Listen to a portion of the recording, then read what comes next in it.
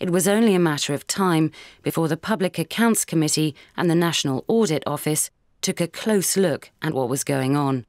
The outcome was the introduction of a voluntary code.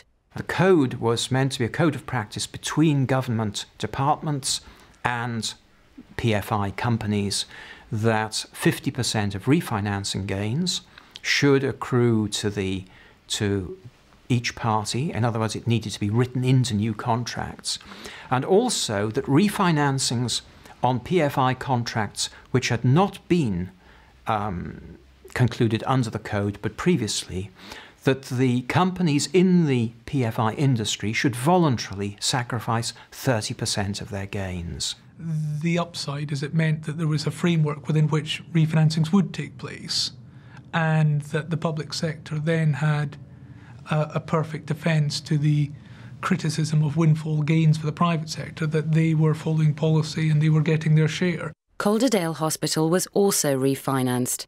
The Trust's share of the deal was £2.7 million. Effectively, that £2.7 million is being amortised across the rest of the concession agreement, and so there is a slight benefit each year to the Trust from entering into the refinancing. Other contractual kinks in PFI are still being ironed out. At Calderdale, Catalyst Healthcare provides non-core services, such as parking, security and maintenance. These are made up of soft services, like cleaning and catering, and hard services, that is, maintaining facilities. Charges for all these are rolled into the annual fee the Trust pays. Soft service charges are reviewed every 5 years. Within the contract there is a provision for a routine review of the value for money of those services. Catalyst will undertake a benchmarking exercise, and if we fail to agree on the outcome, we have the option of moving to a market testing arrangement. Some of the hard facilities management elements of it are linked to the whole life costing model that the concession uses for the assets, and so therefore they're not applicable for the same kind of market testing. Hard service costs are fixed, even if they're not competitive.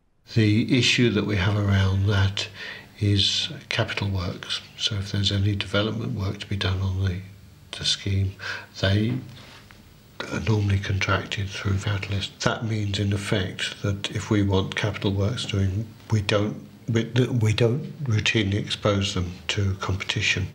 So obtaining value for money in hard services is an ongoing concern. In a worst case, a trust might be forced to take funds away from clinical services to meet its financial obligations. But at Calderdale, they seek to avoid this. We genuinely want to see the hospital thriving and the beds full, because we then have a very healthy long-term relationship. If our client is under financial stress, it's inevitable part of that pings back to us. Even though the contract says they can't reduce the mortgage, there are ways we could collaborate if we're willing to do so. The reason it's worked is because of the relationship, because of the partnership working. We do have a shared objective, a shared set of objectives, and once we share the objective, it's much easier to overcome the obstacles.